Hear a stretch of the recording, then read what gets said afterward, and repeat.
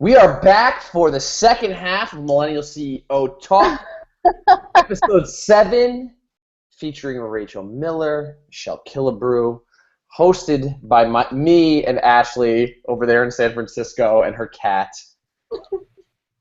Going back into what we were talking about, I think Ashley talked for a solid 10 minutes that we just It was on point, by the way, people, so you missed an It was epic on answer. point. It was on point. So that just means you have to join us next week. It really was. I don't even remember what I said. That's the problem. You're just channeling your genius. Rambling like I usually do on this show. Oh, you don't ramble. No one rambles. For a long time. It was good though. It was good. That's okay. So how can let's talk about let's stay on topic, humanization. Where or how could your brand improve at humanizing? Are there any deficiencies in that department? You know, Michelle with IBM, Rachel with any of your multiple projects, Ashley with Hey Let's. Anyone can jump in. Feel free. Fire at me. Yeah, so I think, we at IBM are undertaking a lot of different initiatives to really start, continue really to humanize our brand. One of them is certainly employee advocacy programs and really empowering our IBMers to be the voice and be actually custodians and ambassadors of the IBM brand. And that is something that we're certainly empowering on social. We created a crowdsourced social guideline back in 2006 before Twitter existed, really around what they then called weblogs. They now just call it blogs, right? Weblogs. It was a weblog. And, just because we've got so many amazing people in the company that are just doing phenomenal things, whether it be research or new programs and that type of thing. So allow them to share their cool work and advocate on behalf of the brand. And so that's certainly something that is near and dear to and really core to the IBM brand is facilitating that. And you guys over at IBM, I know we had Brian Fanzo in for like a hot second, then he left, but I know you guys work with Brian on a lot of new way to work, and that's really on the forefront. Employee advocacy, you're so right, and that's, how much more human can you get than your employees being your advocates, right? Absolutely. Mm-hmm. So, I'm curious to hear how Rachel's answered this question, because you have your hands in so many different areas. So how does that work for you? I think there's always struggles and roadblocks when you're scaling. I'm a startup junkie, and as business grows, you're super excited that business is coming in, but it's really easy to forget to be human when you start blasting out those emails and you resort to automatic DMs on Twitter and LinkedIn invites. So you really need to kind of stop what you're doing and okay, how would I feel if I was getting this message? So and it's a modern day problem. It's hard to scale without automation, but taking that extra time to really craft a human message goes a long way. And it's not just personalizing it, it's like making it highly contextual. Don't just put my name in it. That doesn't really count as personalization anymore. Pulling in comments from prior conversations or anything that makes me think that you actually know who I am and you care is huge. And so I think if you're scaling, remember those things. It's better to send a message at the right time with the best information versus real time live, and make it kind of flip it and impersonal. Yeah, I heard a story today about. I was talking to the social team at Applebee's because I was in Times Square with them all day, and they had a situation where they took their biggest detractor. This guy was anti-Applebee's, and come to find out, he wasn't going into Applebee's. He had been there, and he loved Applebee's. So the girl that handled the account, she actually went back. It's just funny because what you said, Rachel, brings a great point, building context. She went back and found one of his first tweets to Applebee's ever, and he was like, "I love Applebee's, yada yada yada." And then all of a sudden something happened, and he had one bad experience. So she went back, was able to, and showed him, screenshotted it and posted it to him, and built up context. And now the guy is their #1 biggest fan. He, today he was on all the billboards. He was constantly tweeting, and it was And I said, wow, that's crazy that you thought to do that, and really you were human. You're somebody behind it, not just, wow, thanks for checking in at our location. I mean, how many brands do that, like restaurants and hotels? Like a lot of them do that, but the better ones take it to the next level. And I saw this week, like Brian, Joel Com, they're out in San Diego, and the hotel provided them with something really, really personalized. And of course, they're clearly watching on social media because that's where they picked up the cues from. So they sent Brian like a meerkat. The bag had a meerkat on it, and they put a hashtag. I forget exactly what it was, but they were clearly listening on social, and they provided him with something in his room. So that's cool. I mean, that's human. Like that they're actually listening. Who doesn't want to be listened to? So that was my profound moment for the day. Speaking of listening, Enzo, Brian is happy to join if you want to reshoot him the link to the new Hangout. Sure, I can do that. Promises to not shut us down this time. I hope not. I'll get it over to him. Hopefully I had something good to add. Always. Okay. Where do you think, or what is an organization, where will they gain? What will they gain by humanizing business to business dealings? So dealing with their vendor, like we'll go back to Shelley because IBM. Sure. Where will they Absolutely. gain in humanizing their B2B interaction? Yeah, there's two big things from a business perspective about starting to think of your customers as human. One, you'll win their business, and two, you won't lose it. I mean, it's really because if you're not, your competition will, and it's a highly competitive space right now to engage people at all different parts of the organization. I mean, people are making multi-million-dollar investment decisions, and there are a lot of people that are stakeholders in that decision. One person doesn't make that determination. So it's both a challenge and a huge opportunity to speak with people at different levels in the organization in a way that is compelling and meaningful for them and helpful to them to preserve that relationship in a B2B setting. And it's an amazing race right now, I think, that we see as businesses try to transform and keep up with the expectations of our consumers. Brian, did you hear the question? Or go ahead. Sorry. No, I was just for me, I was just going to say it's loyalty. When you're human, you build that trust, that necessary trust that we're talking about, and the people are a lot more forgiving if you do happen to screw up. And it can be as simple as your order is late, or it's some huge public disaster.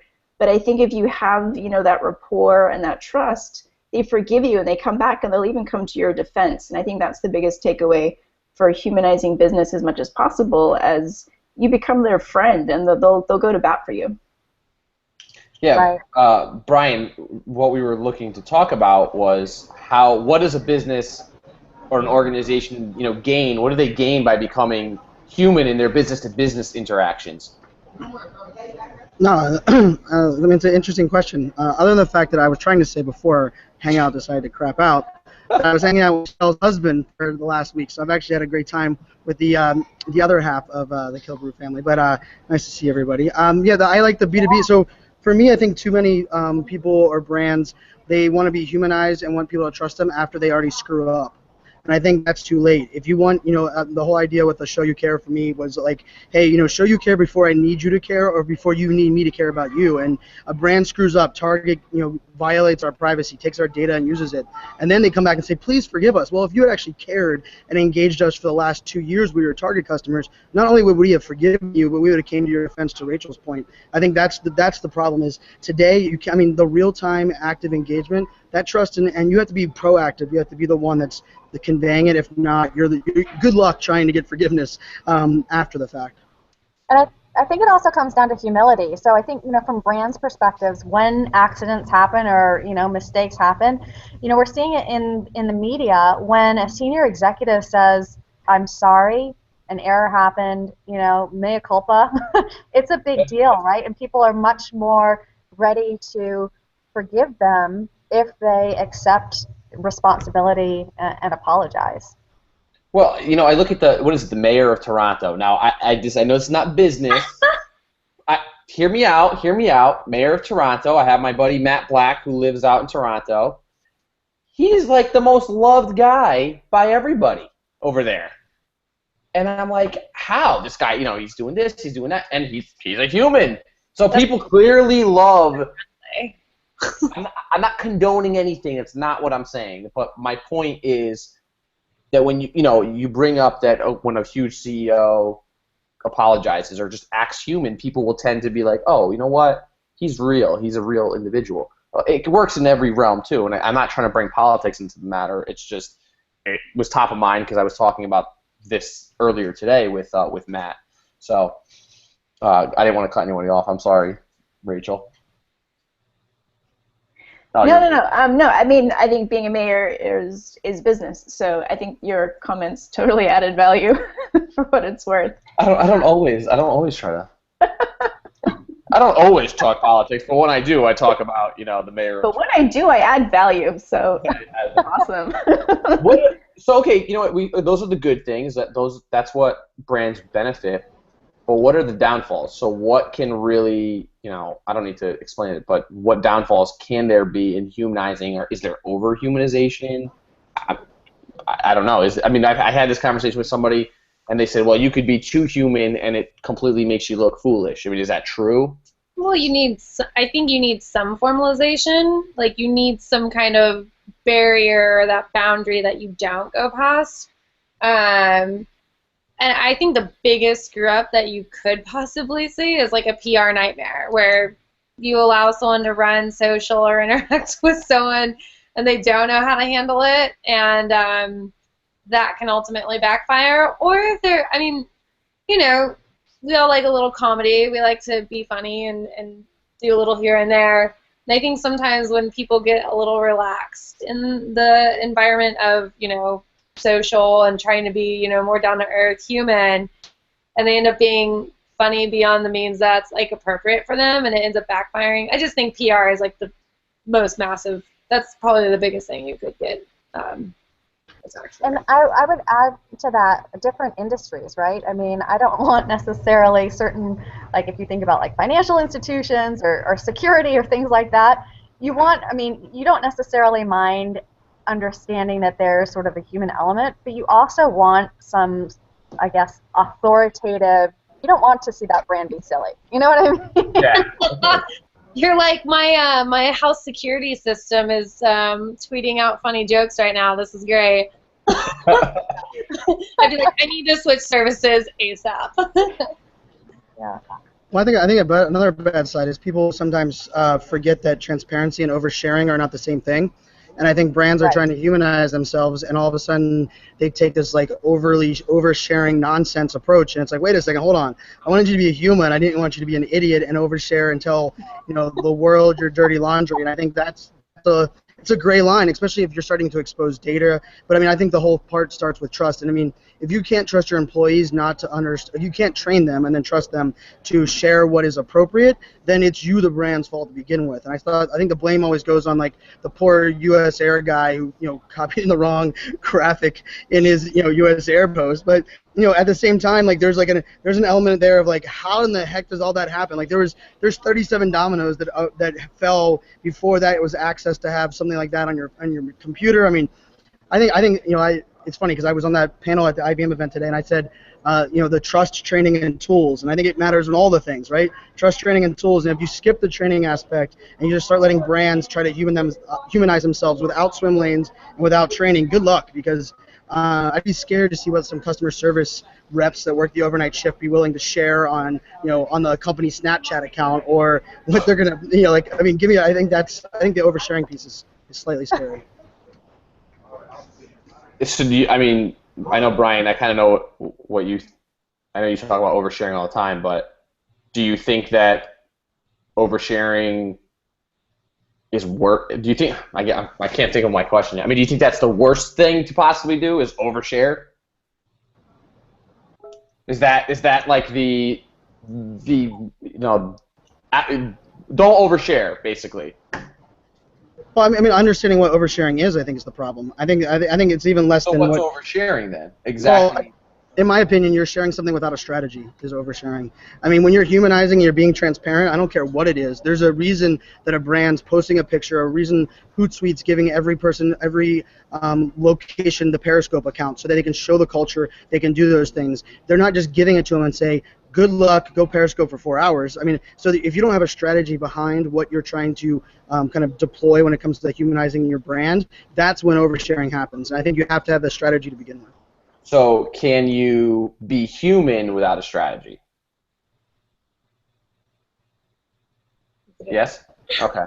Yes, I think where we're kind of getting stuck here is in context to business. I think it's wise to have a strategy and guidelines for your employees because we are human and humans are prone to error. So I think when you educate individuals on your expectations and give them the freedom to be themselves, to be their authentic versions of themselves, but within a kind of they're in their swim lane. Like we're not going to talk politics or certain hot topics that are going to polarize our community. But within that bubble, go nuts. And I think people sharing photos or cats, whatever is their thing, is awesome. Their favorite pasta recipe, but don't go talking about who you're voting for or what your neighbor said or something. I think it's common sense, but I think as a business, you need to remind yourself that you're a team of humans, and we need to have areas of restriction, we'll call it. And to add to that point, I think that guidelines and allowing people to understand what they can and shouldn't say helps them be free, because we had sort of experienced where people didn't know where those boundaries were, so they were reticent to actually participate in the brand conversation. And then when you put those guidelines, they're like, oh, great, now I can go do this because I know where, definitively where those, where those boundaries lie. Yeah, you know where the potholes are, and you know how to skirt around them. Absolutely. I hear somebody else, Ashley. Well, I think the funny thing about this humanization aspect is that you want it to be real and you want it to be organic and you don't want it to be entirely to a T planned out. So it's funny because you'll see these kind of instances where, I don't know, Doritos or Taco Bell, they just come up with this stuff that's so random. It's not planned, but it's they catch something in the moment, they go for it, and that's just kind of who their brand is. Even if it might be a little edgy, they still go for it, even though it's, you're like, I can't believe they actually said that. But sometimes it just wins and works for people. So I think having that flexible dynamic of, hey, I don't know, it just seems that humanization has such a gray line where that's kind of like, are you at the top of the gray line where it's not acceptable, or are you at the bottom of the gray line where, okay, you're playing it safe, but you're treading, the bad waters? I don't know. It seems like humanization, you want it to be kind of in the moment. Obviously, you don't want people sharing their personal private photos on your channels trying to engage with someone, but I think to me that's about knowing your audience, though, because those brands are trying to reach a different demographic that really expect that level of conversation. That's not the same type of, I guess, experience that all brands, IBM or, like we were talking about, financial services or security can go with. No, and I think it's also important to remember that that idea wasn't just one guy going rogue. I'm sure that went through a large team of people, checks and balances, before they agreed to run with it. And so what appears to be in the moment and really fun to the public, I'm sure was incredibly tactful, and they were we're going to do this, and this is the end goal. This is what we're going to do to determine its success. So it's appreciating it for what it is, and some brands do it really well, but I think it's never as in the moment as you might think it is as a consumer. Well, then it's that. Oh, go ahead. I was just going to say, from a humanization side, I mean, you have to also remember I mean, humans kind of suck. I mean, what's the saying? I don't remember the saying off the top of my head now, but like the idea that you're really judged when you're down, not when you're the greatest brand in the world. And the fact that when you're going to humanize yourself and take advantage of all the benefits, you also have to be prepared to deal with what the humanized side of it comes out, and you have to own your mistakes. You can't all of a sudden humanize your brand, build trust, screw up, and then take this approach like hands off or like blame the little guy. I mean, I think that's the part. I mean, I don't want to talk. We didn't want to talk politics. I don't want to talk football and Tom Brady. But at the same time, part of that is like, you know what? I like people that push the boundaries. I hate the Patriots, but I respect that they push the boundaries and are doing whatever it takes to win. But you know what? When you get caught, own it and let's get on with it. But I think that's where this humanized thing, where you can't get all the benefits, and then when the downside comes in and says, okay, now you're human. Now I have a relationship with you. Own it. It's not like I remember a couple of times getting a stale message from a company after I had a great relationship with them,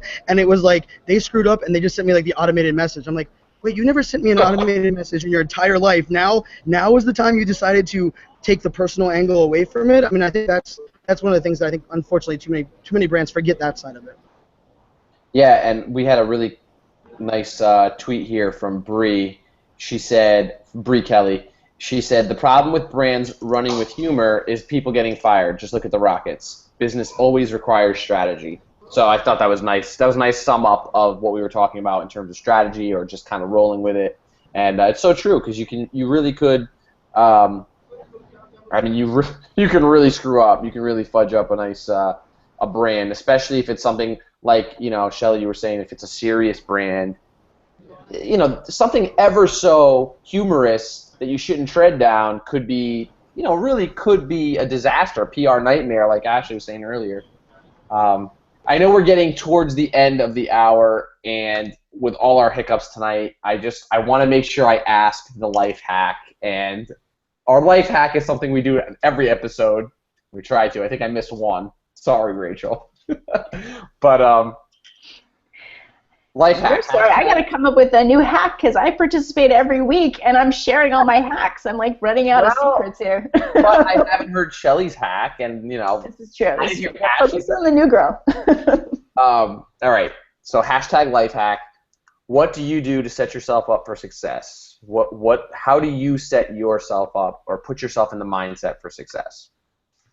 Whether it's starting a day or whether it's just in life, whether it's just it could be anything. It doesn't have to be necessarily like, I know I had some people like, oh, I start my day with coffee and I go running, and that's how I get myself set up for success. I wish I had time for that. That's the one detriment living on the West Coast for an East Coast company. It's like roll out of bed and hit the computer. I'm lucky if I get coffee on the way. Honestly, I think it's just, when I think through sort of just strategizing, whether it be, a strategic plan or career or whatever, it's setting time aside and just being really thoughtful about it. And one of the things that really, I guess, helps me when I'm in that mode is just a pen and a blank piece of paper, right? And just sketching things out and doodling and, moving things around, that type of thing. And then when I'm ready to sort of transfer that into something that's sort of more shareable or digital, whether it be typing up notes or a PowerPoint presentation, but having sort of the free form of a pen and paper, some kind, can just be the most liberating and strategic thing because it allows your mind just to. Yeah, I love old school pen and paper. I have, well, I don't have them, they're in my bag right now, but I have like 3 Moleskines, and I have an actual calendar, like a legit calendar that I can open up and write things down in. And so I love that, Michelle, because we get away from it. We have everything on our phones all the time. We're always like, well, let me put it into my calendar. And I'm guilty of it too. But sometimes I feel like we get so, what happens if this thing breaks? Or what happens if, like, Google decides to just blow up and now I lose all my, all my information. I don't remember any. I literally would I just started implementing that where I've been writing things down a lot in notebooks and whatnot instead of just always putting it into a note, always putting it into a digital note. And it's helped me. So that was going to be my life hack, was starting to actually transcribe things on a pen. So we're right in sync. We're in sync, Shelly. I love it. I like that. Thank you. What about you, Brian? I haven't heard your life hack since episode 1. Well, of course, but I'm going to use one I got today, and a shout out to 9 Inch Marketing, Stan Phillips. He was with influencer at IBM event, and everyone who kind of follows me on social knows I've been struggling with prioritization and learning how to say that 2-letter word that's too hard for me to say no. And today I said no to 3 different things at an event where I was doing plenty of things for free, and I said no, yes, and it was a good thing. But I actually did it because he reminded me of a quote that I can't remember. I think it's Rory Vader says about, if you're saying yes to something, you're saying no to something else.